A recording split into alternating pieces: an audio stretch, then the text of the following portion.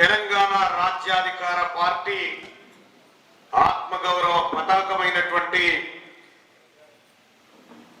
జిల్లా అధ్యక్షులు మామిడి అంజయ్య గారు, అలాగే మీ అందరి స్వప్నం, మీ అందరి ఆశ,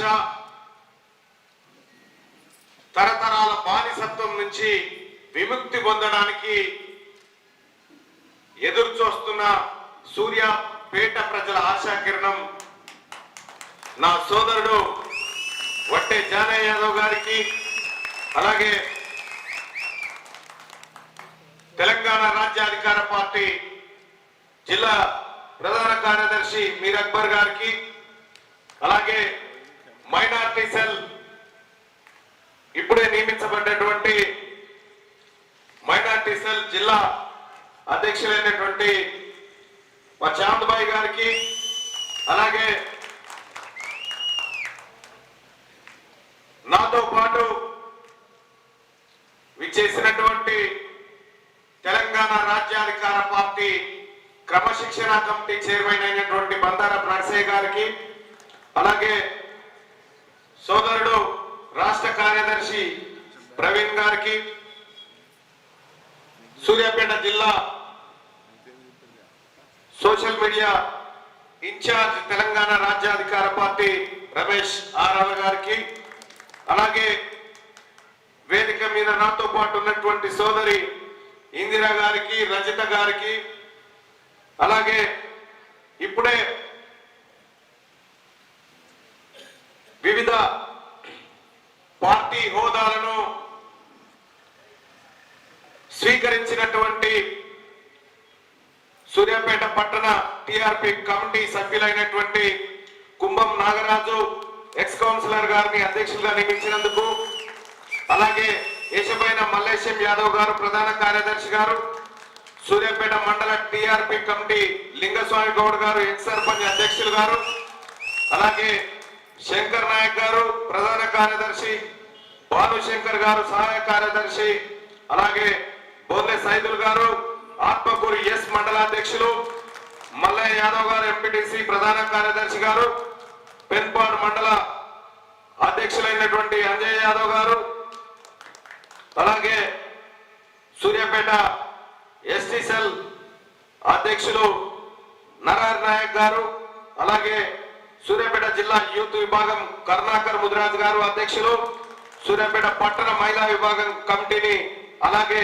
మిగతా కమిటీలను కూడా అతి త్వరలోనే పూర్తి చేసుకోబోతున్నటువంటి, అతి త్వరలోనే ఆ పదవులను అందుకోబోతున్నటువంటి ముఖ్య నాయకులకు, అలాగే కోదాడ యువజన విభాగం టిఆర్పి అధ్యక్షులు బెల్లంకొండ శివకుమార్ గారు, అలాగే ఇక్కడికి విచ్చేసినటువంటి తెలంగాణ రాజ్యాధికార పార్టీ ఆత్మగౌరవ ఐకాన్లకు, మీడియా మిత్రులకు అందరికీ నమస్కారం. నూతన కార్యవర్గానికి తెలంగాణ రాజ్యాధికార పార్టీ రాష్ట్ర అధ్యక్షుడిగా శుభాకాంక్షలు తెలియజేస్తా ఉన్నా అందరికీ. ఇక్కడ ముఖ్య కార్యకర్తల సమావేశం పెట్టుకున్నాం. ఈ ముఖ్య కార్యకర్తల సమావేశంలో ఈ ఉద్యమానికి, ఈ తెలంగాణ రాజ్యాధికార పార్టీకి మనకు ఉన్నటువంటి సంబంధం ఏంది, అసలు మనం ఎవరు, మన పని ఏంది, ఏం చేయాలి, ఈ అంశాలన్నింటినీ కొద్దిగా బ్రీఫ్ గానే మీతో మాట్లాడితే, ఎందుకంటే ఆల్రెడీ మీ జానయ్య యాదవ్ గారు దాదాపు ఆయనే 40 నిమిషాలు తీసుకొని పోయాడు. ఇంకా నేను ఎక్కువసేపు మాట్లాడితే 3 అవుతుంది. కాబట్టి నేను కొద్దిగా కొన్ని అంశాలు మీ ముందుకు తీసుకొస్తాను. వాళ్ళ తెలంగాణ రాజ్యాధికార పార్టీ పుట్టుకనే ఒక చరిత్ర, పుట్టుకనే ఒక చరిత్ర. సెప్టెంబర్ 17, 2025 రోజున తెలంగాణ రాజ్యాధికార పార్టీ అనేక మంది మేధావుల ఆలోచన మేరకు పుట్టినటువంటి పార్టీ. ఈ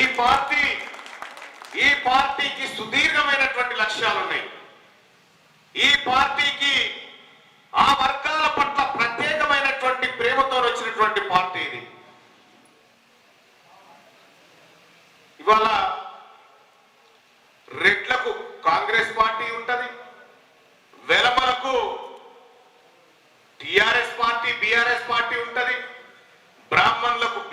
పార్టీ ఉంటది.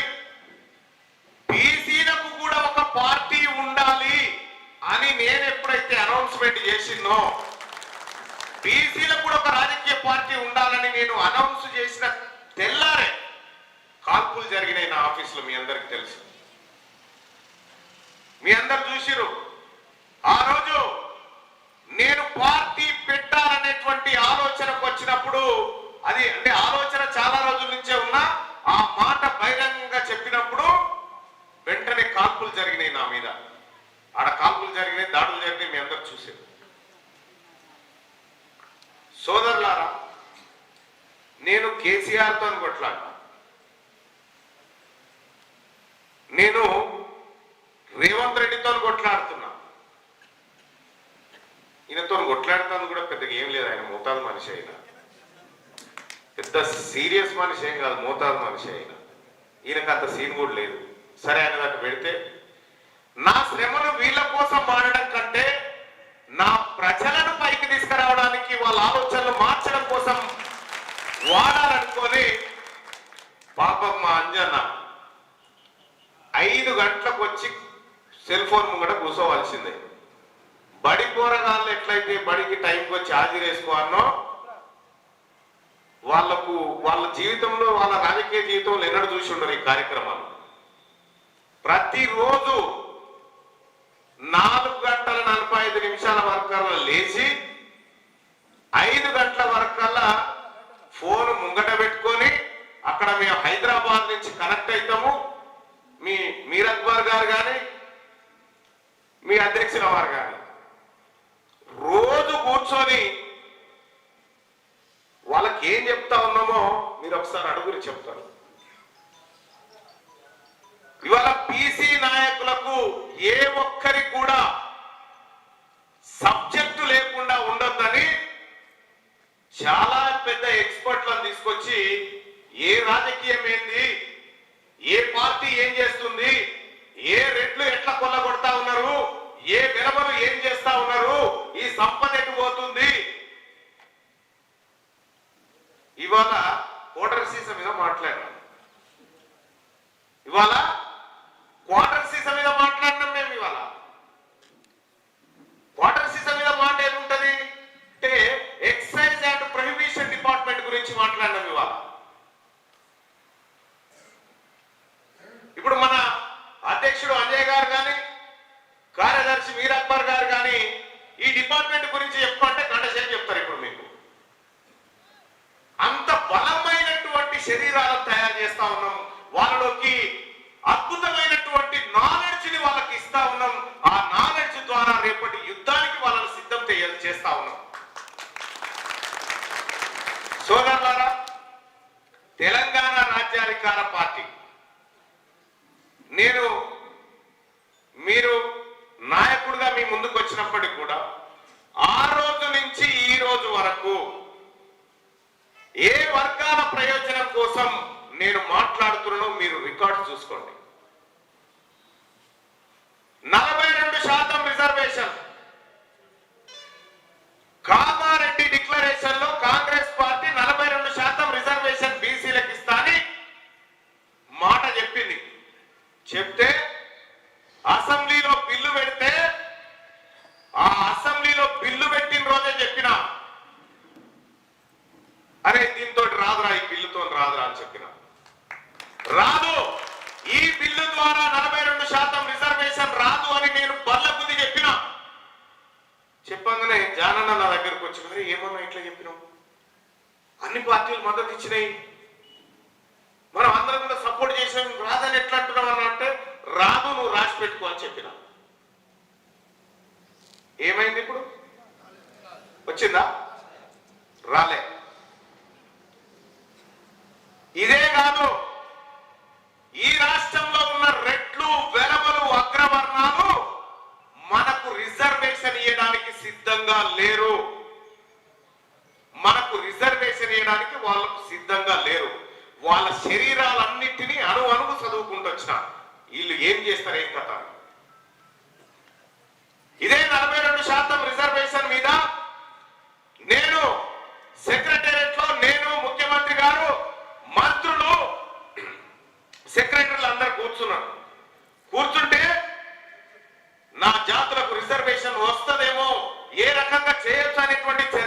పాల్గొంటే ఇదే ఉమ్మడి నల్గొండ జిల్లా నుంచి ఉన్నటువంటి ముసలి నక్క బీసీల ద్రోహి జానారెడ్డి అనే దుర్మార్గుడు ఆ రోజు మీటింగ్ లో ఏం చెప్పింది తెలుసా? ఆ రోజు మీటింగ్ లో బీసీలకు 42% ఎగవేద్దామని చెప్పిన దొంగ చెప్పలేదా? జానారెడ్డి మీ ఇద్దరు పిల్లల మీద ప్రమాణమే చెప్పి మాట చెప్పిన వాళ్ళేదా? నువ్వు చెప్పితే నేను గర్జించినా లేదా అనే నీ సంగతి చెప్తా అని చెప్పి ఈ ప్రజల పట్ల ఎంత ప్రేమ ఉంటే, ఈ ప్రజల కోసం ఎంత ఆలోచన ఉంటే ఒక నాయకుడిగా నేను అది చేయగలుగుతా. ఇలా అనేక ప్రయత్నాలు చేసిరు. తీన్మార్ మల్లన్న, నువ్వు ఈ బీసీ ఉద్యమం ఆపు, నీకు కాంట్రాక్టులు కావాలన్నా, నీకు మంత్రి పదవి కావాలన్నా, నీకేం కావాలంటే నాకు బీసీలు కావాలని చెప్పిన, నేను బీసీలు కావాలని చెప్పిన. నేను చాలా మంది మా నాయకత్వాన్ని చెప్తా ఉంటా, మల్ల జన్మ లేదు, ఒకటే జన్మ మనది అని. ఈ జన్మలోనే ప్రజలకు ఏదైనా జన్మలోనే మన ప్రజలకు ఏదైనా చేసుకోవాలనేటువంటి ఒక బలమైన సంకల్పంతో ఈ రంగంలోకి దిగడం జరిగింది. ఇక మన పార్టీ పెట్టినప్పటి నుంచి వాళ్ళ పరేషాన్ అంటే వాళ్ళ మామూలు పరేషాన్ కాదు. ఇప్పుడు వాళ్ళకు ఊర్ల పొంటి పోతానా, మా దాన్ని అయితే అటు వేరే జిల్లాల పొంటి రెడ్డి అయిన నామినేషన్ వేస్తాను భయపడుతుండు. ఊర్లే నామినేషన్ వేస్తాదుకే, ఎందుకంటే బీసీలతో ఒకటే నాయన ఇక మనది నడిచినట్లేదని కాడికి వచ్చింది. మొన్న మేడ్చల్ మల్కాజ్గిరి జిల్లాలో ఉన్న ఒక గ్రామం నుంచి నా దగ్గరికి ఆ ఊరోళ్ళు వచ్చారు. వచ్చి ఏమన్నారంటే, అన్న మేమందరం బీసీలము, మేము తాను సెట్ కింద కూర్చొని మాట్లాడుకుంటుంటే అడిగి ఆ రెడ్డి ఆయన వచ్చిందన్న, వచ్చి మమ్మల్ని బదిలాడుతుండన్న, మీరే సర్పంచ్ పోటీ చేయాలి సార్ అని. ఏంటంటే ఇట్లా చెప్తుండేమన్నా అంటే, ఎందుకు చెప్తున్నానంటే మీరు సెట్ కింద కూర్చున్న దేనికోసమో కానీ మీరు బీసీలంతా మీటింగ్ పెట్టుకుని భయపడి వచ్చి చెప్పిపోయినరా బాబు మీకు అని చెప్పిన. అదే జరిగింది. ఇక మొన్న వరంగల్లో సభ మీ అందరికి తెలుసు. వరంగల్లో సభ పెడితే ఒక ఆయన అంటాడు, హెలికాప్టర్ పెడతారా? బీసీలు హెలికాప్టర్ కూడా ఎక్కువద్దట. నాకు హెలికాప్టర్ ఎక్కువద్దట, చూడొద్దట హెలికాప్టర్. ఒక ఆయన హెలికాప్టర్ కిరాయి పెట్టిండా మళ్ళన్న హెలికాప్టర్ ఇంకమ్మ కొంటంరా అని చెప్పిన దాన్ని కొంటాం హెలికాప్టర్ను. ఇక నిన్న మొన్న వాడు మళ్ళా పెట్టే తీన్మార్ మల్ల దగ్గర 2000 కోట్లు నేను పెట్టిండు. ఇంకో సున్ననన్న పెట్టుర్రా అని చెప్పిన, ఇంకో సున్ననన్న పెట్టుర్రా, తమాం 2000 అంటే తక్కువ అవుతుంది రా అని చెప్పిన. బీసీలు రాజకీయం చేయాలంటే బీసీల దగ్గర పైసలు ఆడున్నాయా? మా ఒడెంజానే దాని 3 ఎమ్మెల్యేల మందం.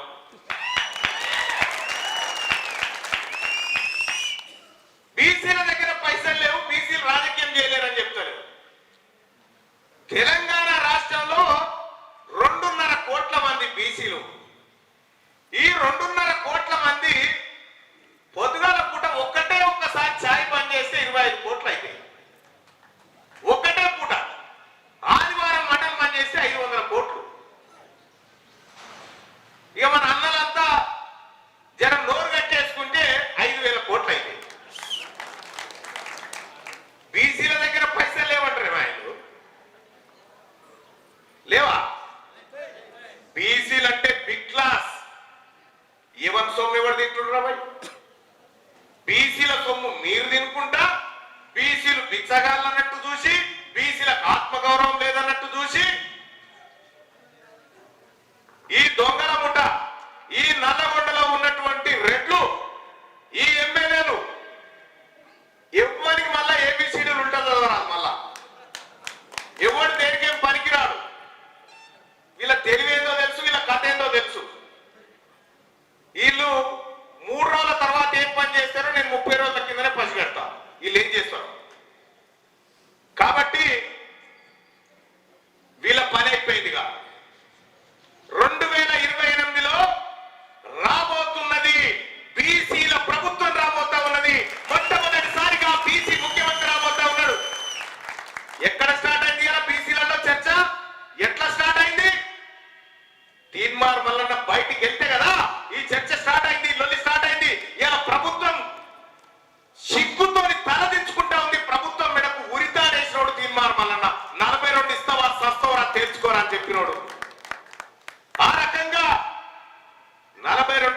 రిజర్వేషన్ ఉరితాడు కాంగ్రెస్ పార్టీ మెడకు వేసి సచివాలయం కానే కాంగ్రెస్ పార్టీని మీది గుంజుతాం 2028లో మిమ్మల్ని రాజకీయంగా సమాజ్ చేస్తాం. నేను సూర్యాపేట ప్రజల్ని మరీ ముఖ్యంగా సోదరుడు ఒట్టె జానయ్య గారిని మిమ్మల్ని అప్రిషియేట్ చేస్తాను. ఎందుకెరికేనా అసలు ఎన్నిక పోకముందుకే ఒక వికెట్ తీసేసారు మీరు.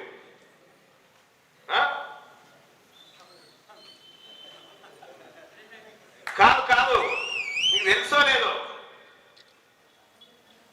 మనము ఇక్కడ కాంగ్రెస్ పార్టీ ఎట్లా ఓడిపోయిందా, ఎట్లా ఓడిపోయింది? ఒకటి పని చేసినట్టేగా, ఇక మిగిలింది ఒకటేనా, ఇక మిగిలింది ఒకటే. కాబట్టి యుద్ధంలోకి దిగినప్పుడే ఒక బాగా పనిచేసిండు. ఇక రెండోది ఈజీగానే ఉంటుంది అల్క. ఎందుకంటే ఈసారి మీకు తెలుసు కదా, ఇక నా అంచనా ప్రకారం తెలంగాణ రాజ్యాధికార పార్టీకి సూర్యాపేటలో భారీ మెజార్టీ తప్పకుండా వస్తుంది. అది తప్పది. మరి ఇవన్నీ జరగాలంటే తెలంగాణ రాజ్యాధికార పార్టీ కార్యకర్తలు చేయాల్సిన పనేంది? 78 ఏళ్ల సంధి కాంగ్రెస్ పార్టీ జెండాలు, కమ్యూనిస్టు పార్టీ జెండాలు, బీజేపీ జెండాలు, టిఆర్ఎస్ పార్టీ జెండాలు, ఈ జెండాలు పట్టుకొని తిరిగినాం. మొట్టమొదటిసారిగా తెలంగాణ రాష్ట్రంలో మన ఆత్మగౌరవ పతాకాన్ని పట్టుకొని తిరుగుతా ఉన్నాం. ఇక్కడ ఈ ఆకుపచ్చ నా రైతు సోదరులకు నిదర్శనం, ఈ ఎరుపు కార్మిక సోదరులకు నిదర్శనం. ఇక్కడ కనిపిస్తున్న వరి గొలుసులు మధ్యలో బిగించినటువంటి పిడికిలి, ఇది ఎవరు తయారు చేసిరో తెలుసా? ఈ లోగో ఎవరు తయారు చేసిరో తెలుసా? కాంగ్రెస్ పార్టీకి చెయ్యి గుర్తు తయారు చేసిన ఆయన చేసింది. మన బీసీ బిడ్డ ఆయనే ముందుకొచ్చి ఎవరెవరికో చేసిన ఇండియన్లు నా బీసీ పార్టీ కోసం నేను చేస్తా అని చెప్పి ముందుకు వచ్చినటువంటి రుద్ర రాజేశం గారు చేసింది. ఇది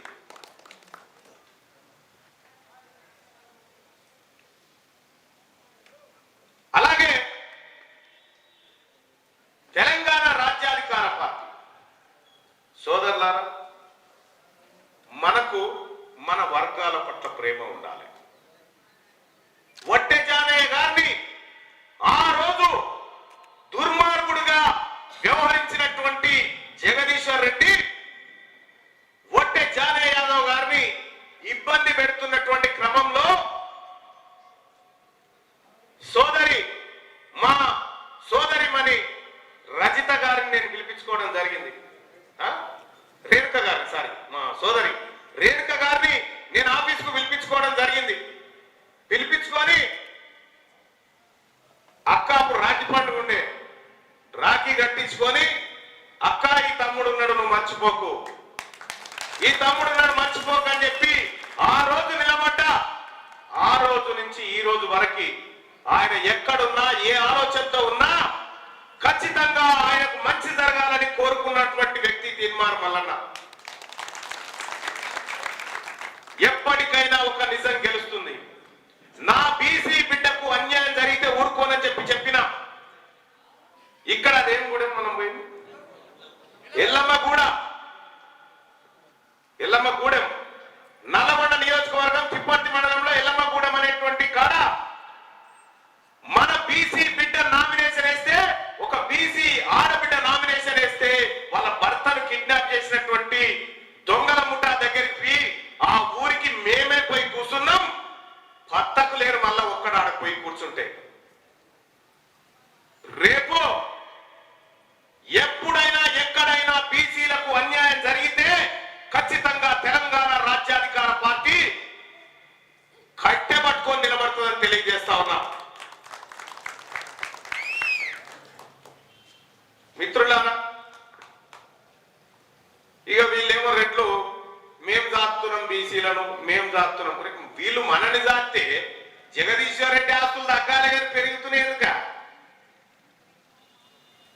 జగదీశ్వర్ రెడ్డి ఆస్తులు తగ్గాలా పెరగాల సేవ చేస్తే? మరి ఎట్లా పెరిగినా? అలా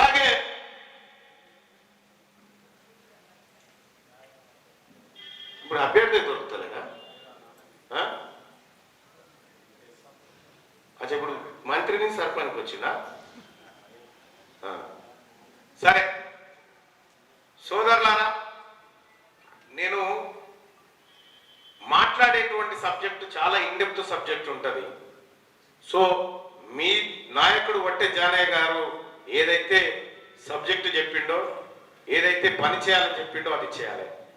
ఇక పత్రికా మిత్రులు వీడికి వచ్చినారు చాలా మంది.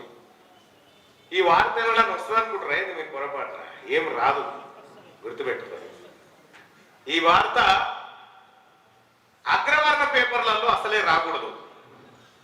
పవిత్రమైనటువంటి ధైర్యం ఉన్న పేపర్లలో మాత్రమే రావాలి. మొత్తం ఒక 20 టీవీ ఛానల్ ఉన్నాయి మన తాన. ఈ 20లలో ఒక్కటి బీసీ వంది లేదు, ఒక్కటి లేదు. ఓ 10 పత్రికలు ఉన్నాయి, 10 పత్రికలలో ఒక్కటి కూడా మన బీసీలో లేదు. మీకు నేను రమేష్ చెప్తా ఉన్నా, మీ సోషల్ మీడియా వాళ్ళకి రేపటి నుంచి సపరేట్ క్లాసులు ఉన్నాయి, సపరేట్ సబ్జెక్ట్ క్లాసులు ఉన్నాయి. మీరు దాన్ని ఫాలో కండి. ఇక్కడ మనం ఏం చేయాలి మరి? ఈ 3 సంవత్సరాలు మనం చేయాల్సినటువంటి పని ఏంటంటే, ప్రతిరోజు నీ జాతి గురించి ఆలోచన చేయి, ప్రతిరోజు ఈ పార్టీ గురించి ఆలోచన చేయి, ప్రతిరోజు ఈ ప్రజల పట్ల ప్రేమను పెంచుకోండి. ఈ 3 చేస్తే మీరు వద్దన్నా అధికారం వచ్చి మీ కాళ్ళ కాడ నమస్కారం పెడుతుంది. కాబట్టి చాలా సీరియస్ గా వర్కౌట్ చేయండి. తెలంగాణ రాష్ట్రంలో రెడ్ల రాజ్యాన్ని కుప్పకూల్చడం ఆ పని నేను చేసి పెడతాను. కానీ కూల్చిన రాజ్యం పైకి ఎక్కడానికి మీరు సిద్ధంగా ఉండండి, దానికోసం. ఇలా ఎక్కడ చూడు విపరీతంగా తెలంగాణ రాజ్యాధికార పార్టీలో స్వచ్ఛందంగా ప్రజలు చేరిపోతా ఉన్నది ఎక్కడికక్కడ. ఎందుకు? దీంట్లో నిజం ఉంది. ప్రపంచంలోనే మొట్టమొదటిసారిగా ఆర్టిఫిషియల్ ఇంటెలిజెన్స్ ను అధికార ప్రతినిధిగా పెట్టిన ఏకైక పార్టీ తెలంగాణ రాజ్యాధికార party. Congress party, BRS party పెట్టలేవు ఇవి. ఎందుకెరికేనా?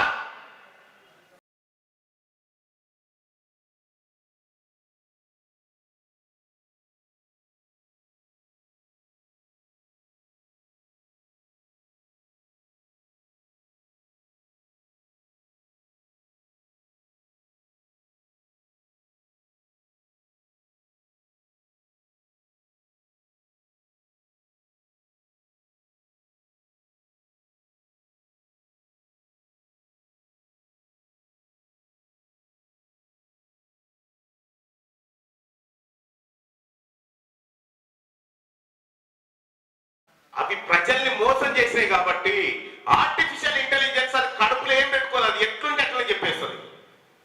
అంత పవిత్రంగా తెలంగాణ రాజ్యాధికార పార్టీ ఉంది. ఇలా మన మహిళా సోదరులు 33% రిజర్వేషన్ మహిళా సోదరులకు రాబోతా ఉంది.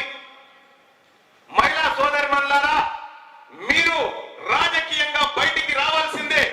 మన వాటా మనం తీసుకోవాల్సిందే. దానికోసం రాజకీయంగా కూడా చైతన్యవంతం కావాల్సినటువంటి అవసరం ఉంది. యువత మనం కూడా మొదటిసారిగా మన కోసం, మన జాతుల కోసం, మన ఆత్మగౌరవం కోసం మనం పనిచేయాల్సినటువంటి అవసరం ఉంటుంది.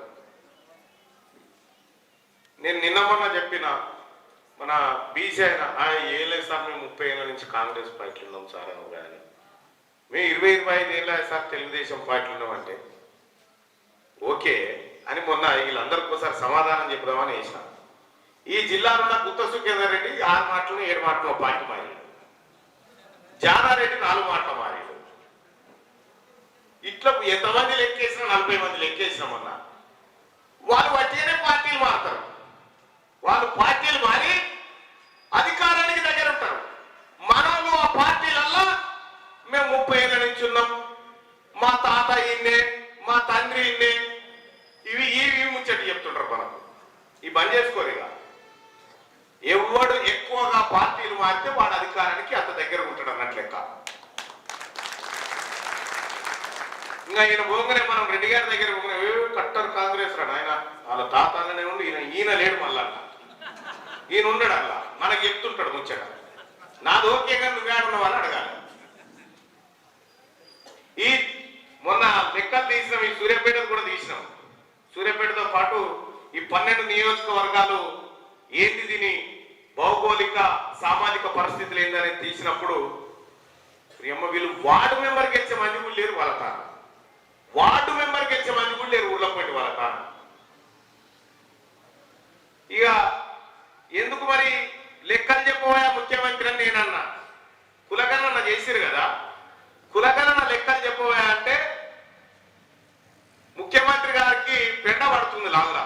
ఇది చెప్పేదానికి మీరు చెప్పారు ఎట్లయినా అని నేను చెప్పిన మీరెంతున్నారు అని. తెలంగాణ రాష్ట్రంలో ఉన్నట 2011లో ఎంతమంది ఉన్నారో 2024లో కూడా గంతే మంది ఉన్నారట. కొత్త ఒక్కడు కూడా పుట్టలేదట. ఈయన కులగణన, ఈయన కులగణన ఎక్కువ చూడ్రి. పనిగాల మేస్త్రి పందిరేస్తే కుక్కతో దాకా వెళ్ళిపోయినట్టుగా ఈయన కులగణన చేస్తే 2011లో గంతే మంది ఉన్నారట, 2024లో గంతే ఉన్నారట. ఎవరు పుట్టలేదు, మీ ఇళ్ళలో ఒక్కరు కూడా పుట్టలేదా? ఇక్కడ ఉన్న వాళ్ళకి ఎవరికి చుట్టాలకి ఎవరికి పిల్లనే పుట్టలేదా? ఆయన పుట్టి రాలేదా? మనకట బీసీలలో ఎవరికి పుట్టలే, కానీ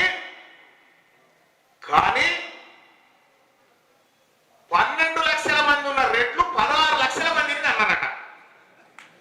ఇలా లెక్కలు చూడండి, 12 లక్షల మంది ఉన్నటువంటి రెట్లు 16 లక్షల మందిని అన్నారట. 10 ఏళ్ళగా అన్నారట. మళ్ళా ఇంకా గమ్మత్ ఏంటంటే, ఇంకా గమ్మత్ ముచ్చే ఈ రేవంత్ రెడ్డి లెక్కలు చూడ్రి. తెలంగాణ రాష్ట్రంలో ఉన్న మైనార్టీ సోదరులుగా ముస్లిం సోదరులు 2011లో ఎంతమంది ఉర్రో 2024 వచ్చేసరికి ఇంకో 1,00,000 మంది చచ్చిపోయింది. పెరగలే, తగ్గిపోయింది. ఎవరు పుట్టలే చరణ్ భాయ్?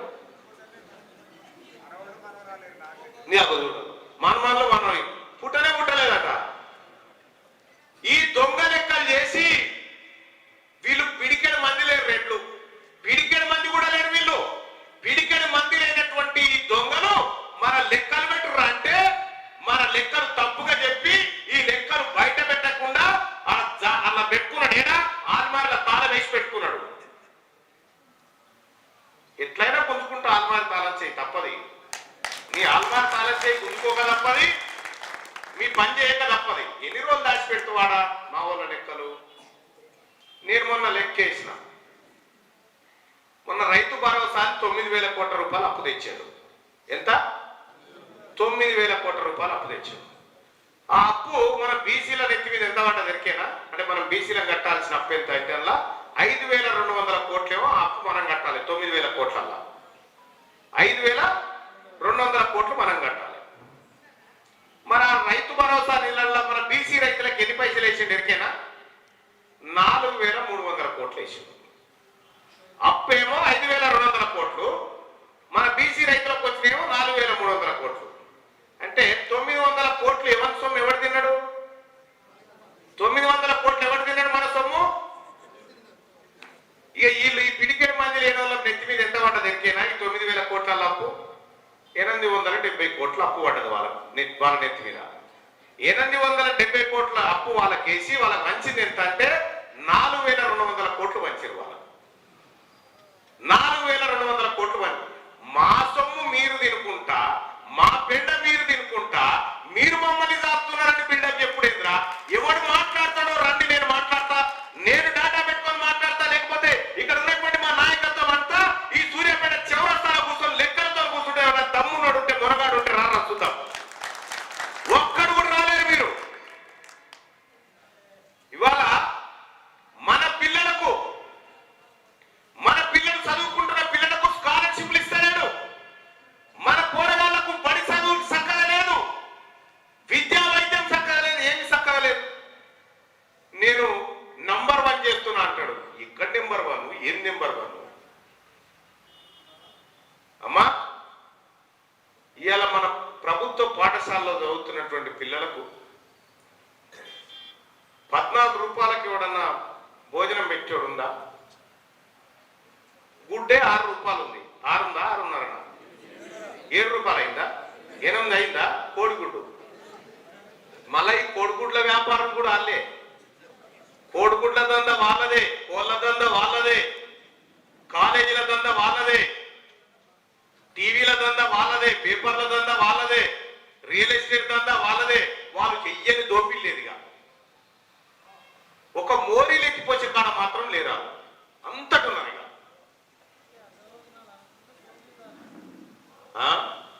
ఇంకా అగ్రవర్ణాలు ఎక్కడ దాని పని అయిపోయింది. కానీ ఇన్ని రకాలుగా మోసం చేస్తా ఉన్నారు. చెంచల్గూడ జైల్లో ఉన్న ఖైదీకేమో రోజుకి 80 రూపాయలు తిండి పెడతా ఉన్నారు. మన బడి పైన మన బీసీ బిడ్డకేమో 14 రూపాయల పువ్వు పెడతా ఉన్నారు. ఎట్లున్నా చూడరు ఇలా కథ. ఇలా కథ ఎట్లున్నదో చూడరు. అందుకోసమే తెలంగాణ రాజ్యాధికార పార్టీ భూమి లేని ప్రతి బీసీ కుటుంబానికి 2 ఎకరాల భూమిని పంచాలని నిర్ణయం తీసుకుంది. ఇది చెప్పండి మన వాళ్ళకి. భూములు ఏడున్నాయి మళ్ళా నాండి మొన్న లెక్కేస్తాం. వట్టిగానే 25 లక్షల ఎకరాలు వెళ్ళింది. మొన్న లెక్కేస్తే 25 లక్షల ఎకరాలు. ప్రాజెక్టు కట్టేటప్పుడు మన భూములు యాక్టివేట్ చేసిరు కదా, మీ కూడా గట్లే తీసుకుంటారు. పొద్దుగాల ప్రతి బీసీ కుటుంబానికి 2 ఎకరాల భూమిని పంచబోతా ఉంది రేపటి బీసీ ప్రభుత్వం. హెల్త్ అండ్ ఎడ్యుకేషన్ కార్పొరేట్ లెవెల్లో ఫ్రీగా తీసుకురాబోతా ఉంది. ముస్లిం మైనారిటీ సోదరులకు చెప్పండి, 2005లో వేసినటువంటి సచార్ కమిటీ నివేదికలో అమలు కాని ప్రతి అంశాన్ని రేపటి మన ప్రభుత్వం అమలు చేస్తుందని చెప్పండి. మహిళలకు సమాన వాటా ఇస్తుందని చెప్పండి. వ్యవసాయ బడ్జెట్ ప్రత్యేక బడ్జెట్ గా పెట్టబోతున్నామని చెప్పండి. వాళ్ళకి ఏమనుకన్నా విజన్ ఉందానే? ఇగో కోమటిరెడ్డి వెంకటరెడ్డిది ఒకటి ఇంటరా, నాకు ఇప్పటిదాకా కేవలం పంపిరు వీడియో. ఒక రైతు పత్తి రైతు ఆ యాప్ తీసేపి సార్ అని ఆయన అంటారు. ఏంటది నాకు అర్థమైతలేదని ఈయన పొద్దుగానే పంపింది. ఆయన ఈ యాప్ నాకు అర్థమైతలేదు అంటాడు.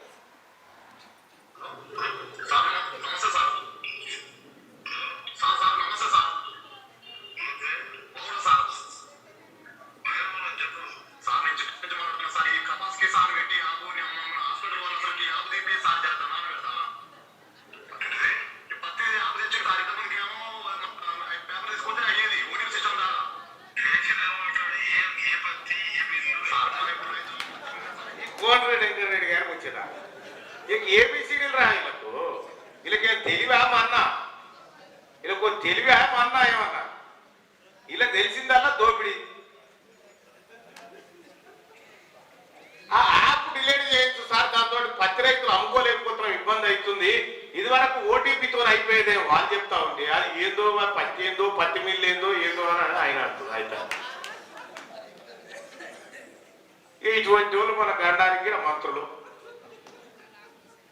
వీళ్ళని చూస్తే నాకు కామెడీ జోకర్లను చూసినట్టు అనిపిస్తుంది. వీళ్ళని చూస్తా ఉంటే మళ్ళీ ఎవరికైనా ఏమైనా సబ్జెక్ట్ ఉంటుందా అంటే ఒక పొట్ట జీరితే అక్షరం రాదు వాళ్ళకి, ఒక్కరికో సబ్జెక్టు తెలియదు. మళ్ళా ఇలా తెలంగాణ రాజ్యాధికార పార్టీ మా నాయకత్వాన్ని అడుగురి ఏ సబ్జెక్టు మాట్లాడమంటారో 1 గంటన్నర 2 గంటలు మాట్లాడతారు మా అంజయ్య గారు.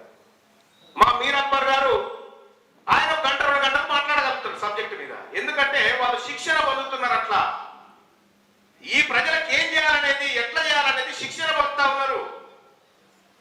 ఒకప్పుడు రాత్రిపూట పడి ఉంటుండే ఊర్లే, రాత్రిపూట పడి ఉంటుండే. అవునా? మనం మబ్బుల పడి అని పెట్టాం. ఇప్పుడు ఎందుకు పెట్టాం మబ్బుల?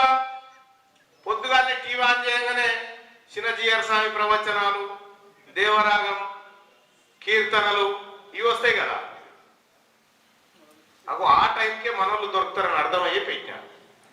ఆ టైం మాత్రమే దొరుకుతారు అనేటువంటి ఉద్దేశంతో పెట్టినాను. ఇవాళ చాలా మనోళ్ళలో పరిణితి వచ్చింది. వాళ్ళు ఈ మబ్బుల పడినట్టుగా అప్పుడు చదువుకున్నప్పుడు క్లాసులు ఇన్ని ఉంటే ఐఏఎస్ రైతులు ఆ రకమైనటువంటి తీర్చిదిద్దుతా ఉన్నారు. వాళ్ళే కాదు, నేను కూడా ప్రతిరోజు నేర్చుకుంటా సబ్జెక్టు. ప్రతిరోజు కూర్చొని నేర్చుకుంటా. మీరు కూడా తెలంగాణ రాజ్యాధికార పార్టీ కార్యకర్త అజ్ఞానంతో ఉండకూడదు. ప్రతిరోజు కొత్తది నేర్చుకోవాలి. ఏం జరుగుతుంది మొత్తం వెబ్సైట్ లో మొత్తం వేసినాం కదా డేటా.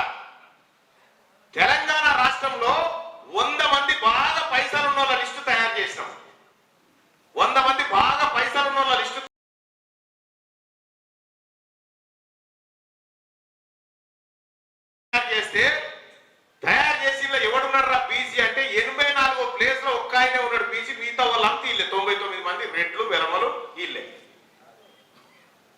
ఎందుకు వాళ్ళ దగ్గర సంపద పోగైంది?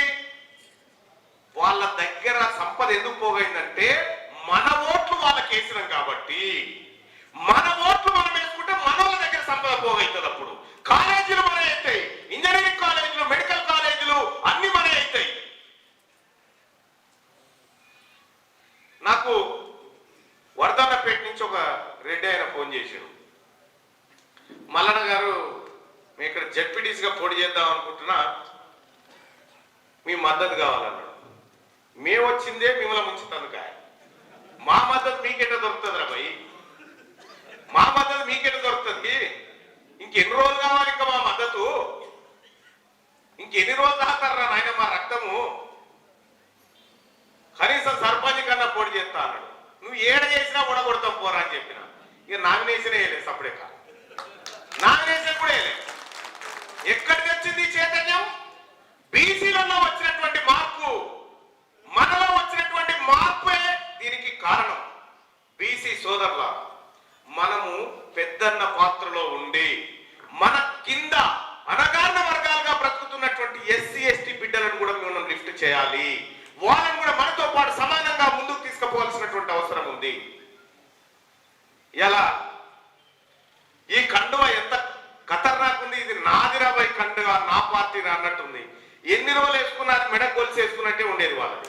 అవి కిరాయిన్లే ఎన్నటికైనా, మనకి అవి ఎన్నటికైనా కిరాయిన్లే. ఓనర్ ఎప్పుడైనా కొట్టి అప్పుడు వాళ్ళే, దీనికి మనమే ఓనర్. ఇప్పుడు తెలంగాణ రాజ్యాధికార పార్టీకి మనమే ఓనర్. నేను ఓనర్ను మాట్లాడుతున్నారా తెలంగాణ రాజ్యాధికార పార్టీ అని మాట్లాడరు. ఎవరైనా ఫోన్ చేస్తే నువ్వు కాంగ్రెస్ పార్టీకి ఓనర్ అని మనం చూద్దాం. బీఆర్ఎస్ పార్టీకి నేను కూడా ఓనర్ అంటే ఈటల రాజేందర్ నిలబొచ్చాడు. ఎవరు? కేసీఆర్. ఈ పార్టీ నాది, ఈ పార్టీకి మాది అంటే కాంగ్రెస్ పార్టీకి బీసీలో నిలబెట్టింది. ఇది బాజప్తా నాది అని చెప్పుకోని పార్టీ, ఇది మనది, ఇది మన ఆత్మగౌరవ పతాకం. వాళ్ళు చెప్పలేరు అది, ఇది మీరు చెప్పగలుగుతారు. దానికి దీనికి ఉన్నటువంటి తేడా. కానీ రాబోయేటువంటి 3 సంవత్సరాల్లో మనమంతా మన జాతులను అవేర్నెస్ ఏమొద్దు, లెక్కలు రెడీగా ఉన్నాయి. ఇలా లెక్కలు రెడీగా ఉన్నాయి. ఈ సోషల్ మీడియా అన్ని గ్రూపులు ఉన్నాయి, ఇక్కడ అన్ని గ్రూపులు ఉన్నాయా? మొత్తం అన్ని మండలాలకి ఇప్పుడు ఉన్నాయా? చూసిరా అంజనా? ఇప్పుడు 23 మండలాలకు సంబంధించి ఉన్నాయా? Okay, right. Social media, social media, social మీడియాను విస్తృతంగా వాడండి. ఏ పత్రికల్లో, ఏ టీవీల్లో ఇవన్నీ వస్తాయని మీరు అనుకుంటే పొరపాటు. రావు. మీరేం కమ్మలు మర్రేయకూరి పేపర్ కొని అని ఏముండదు. సోషల్ మీడియాను విస్తృతంగా వాడండి. తీన్మార్ వాళ్ళని ఇక్కడ దాకా వచ్చిందంటే ఈనాడు పేపర్ ఆయన రాసి వచ్చింది అనుకుంటారా? ఆంధ్రజ్యోతి ఆయన రాసి వచ్చింది అనుకుంటారా? కాదు, సోషల్ మీడియా ద్వారా వచ్చిన. రేపు మీరు రావాలన్నా సోషల్ మీడియాని గుర్తుపెట్టుకోరి. రేపు మీరు రావాలన్నా సోషల్ మీడియానే. ఒకప్పుడు పంచాయతీలు ఏడైతుండే, ఊళ్ళో కచ్చీరు కాడ పంచాయతీ అవుతుండే, రారా గ్రామ పంచాయతీ కాడికి రారా చూసుకుందాం అనేటోళ్ళు. ఇప్పుడు దమ్ముంటే ఆన్లైన్లోకి రారా అంటారు. దమ్ముంటే ఆన్లైన్లోకి రారా నువ్వు అంటలేరా? అదే అంటారుగా. యుద్ధ క్షేత్రం మారినప్పుడు మనం కూడా మారాలి. యుద్ధ క్షేత్రం మారినప్పుడు మనం కూడా మారాలి. గ్రౌండ్ ఏడుంటే దాన్నే పోయి ఆట ఆడాలి మనం కూడా. ఇప్పుడు పేపర్లను చదివేటోడు లేడు, దాన్ని దేకేటోడు లేడు. ఈ టీవీలలో వచ్చే వార్తలు ఎవరు పట్టించుకునేటోడు లేడు. అర్థమైందా? కాబట్టి మనమంతా సోషల్ మీడియాను విస్తృతంగా వాడాలి. ప్రతిరోజు నీ పార్టీ గురించి, నీ పార్టీ ఆలోచన గురించి నువ్వు పోస్ట్ పెట్టాలి. ప్రతిరోజు నీ పార్టీ గురించి నువ్వు యుద్ధం చేయాలి. దాంట్లో సోషల్ మీడియాలో కత్తి లేదు, కటారు లేదు, ఏం లేదు. ఎందుకంటే బాలకృష్ణ చెప్పిండు కానీ మనం ఇప్పుడు నమ్మలే, కత్తులతో కాదురా కంటి చూపుతో అని. ఇదే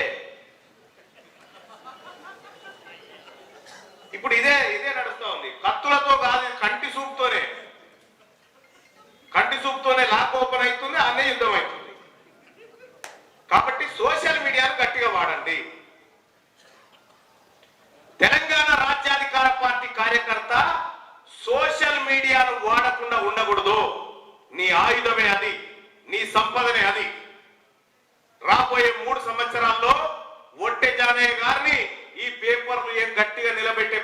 చేయవు. కాబట్టి మీరు ఆల్టర్నేట్ ఇప్పుడే రెడీ చేసి పెట్టుకోండి. ఆల్టర్నేట్ మీరు ఇప్పుడే రెడీ చేసి పెట్టుకోండి. అలాగే మీరు ఏమీ లేదు, వచ్చినప్పుడల్లా మీరు ఎక్కడ చర్చ పెట్టినా మనోళ్ళను బీసీలను ఒక దగ్గర కూర్చోబెట్టి ఏం జరిగిందో చెప్పండి వాళ్ళకి. ప్రతిరోజు నేను చెప్పే మార్నింగ్ న్యూస్ చూస్తారా? ఎవరైనా చూస్తారా? ఇక్కడ వార్తలు, నేను చెప్పే వార్తలు ఎప్పుడైనా చూస్తారా? అవి వార్తలు అనుకుంటారు కానీ వార్తలు కాదు, అది వాళ్ళ బట్టలు కూడా తీసేటువంటి కార్యక్రమం అదంతా. ఆ సబ్జెక్టు చెప్పండి చాలు ప్రజలకి. ఆ సబ్జెక్టును తయారు చేయడానికి ఎంతమంది మేధావులు ఎక్కడ కూర్చొని పనిచేస్తారో తెలుసా? మన బీసీ ప్రొఫెసర్లు ఎంతో మంది కూర్చొని, మేధావులు, ఐటీ ఎంప్లాయీస్, ఎంతో మంది అడ్వకేట్లు కూర్చొని డేటా అంతా తయారు చేసి ఇది ప్రజలకు పంచుతా, ప్రజలకు తెలియజేస్తా ఉంటారు. ఇలా సోదరులారా, మేము పడుతున్నటువంటిది నేను అసలు చాలా తక్కువ పడుకుంటా. నాకు ఎవరన్నా ఫోన్ చేయమంటే 4:30కి చేయబోయి మబ్బులా అని చెప్పి చెప్తాను. ఆ టైంకి ఆయన లేవాడు. అంటే ఇప్పుడు మేమందరినీ కూడా అలవాటు చేసిన ఒక ఆయన రిటైర్డ్ డీజీపీ గారు మా క్లాస్ చెప్పేందుకు వచ్చిండు. మేమే రాక్షసులం అంటే మాకంటే ఎక్కువ రాక్షసులు ఉన్నారా మీరు? పోలీసు వాళ్ళమే మబ్బులని ట్రైనింగ్ చేస్తాము, మాకంటే ముందుగానే లేచి మీరు ఈ క్లాసులు ఏందా అని చెప్పి ఆయన చెప్తా ఉన్నాడు. కాబట్టి మీరందరూ కూడా తెలంగాణ రాజ్యాధికార పార్టీని బలోపేతం చేయడం కోసం అహర్నిశలు కృషి చేయాలి. ఏమొద్దు, మీరు పోయి రోడ్డు ఎక్కాల్సిన పని లేదు, ధర్నాలు చేయాల్సిన పని లేదు, ముచ్చట పెట్టాలి అంతే. ఈ ముచ్చట పెట్టడంలో మన అమ్మలక్కలు ముందుగా ఉంటారు. ఎందుకంటే వాళ్ళు ఇదివరకు దాకా అనేకమైనటువంటి దాని గురించి ముచ్చట పెట్టారు కదా. ఒకే ఒక్కసారి మీరు పక్కింటి ఆమెతో ముచ్చట పెట్టుకుని బీసీ తెలంగాణ రాజ్యాధికార పార్టీ గురించి పెట్టుకుని అయిపోయా, ఒక దెబ్బకి అయిపోతుంది. కాబట్టి మా మహిళా సోదరి మల్లారా, మీరు 1,25,00,000 మంది ఉన్నారు మా ఆడబిడ్డలు. 1,25,00,000 మంది ఆడబిడ్డలు, 1,25,00,000 మంది మనం 2.5 కోట్ల మంది బీసీలం ఉన్నాం కదా. ఈ రాష్ట్రంలో మనకు అధికారంలోకి రావాలంటే ఎన్ని ఓట్లు కావాలనో తెలుసా?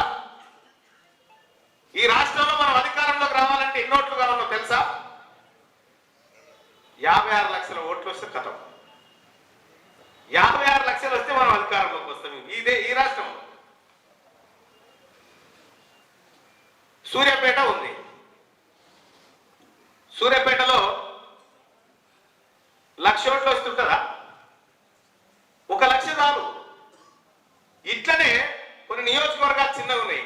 55 లక్షల ఓట్లు మనం ఇట్లా కుదుకుంటే అయిపోయా ఒక్కటే దెబ్బకు. ఇంకా వాళ్ళ దగ్గర పోయి వాళ్ళని బతిలాడు, బీఫామ్లు అడుగుడు, నాకిస్తావా నీకిస్తావా, ఈయన పైరవి ఆయన పైరవి, రెడ్డి గారి మర్యాద, ఈయన యాటలు కోసుడు, ఇళ్ళ కోడి పుంజుల కోసుడు, ఇవన్నీ వద్దు. చక్కగా వాళ్ళ రాజకీయాన్ని మనమే పోసి ఈ పెద్ద మొత్తానికి సాగబెడితే వచ్చిపోతుంది రేపు పొద్దుగాల. కాబట్టి రేపు 2028లో జరగబోయే అసలైన యుద్ధానికి మీరు సిద్ధంగా ఉన్నట్టేనా? ఉంటే సప్పుడు చేయకుండా కూర్చోవాలి.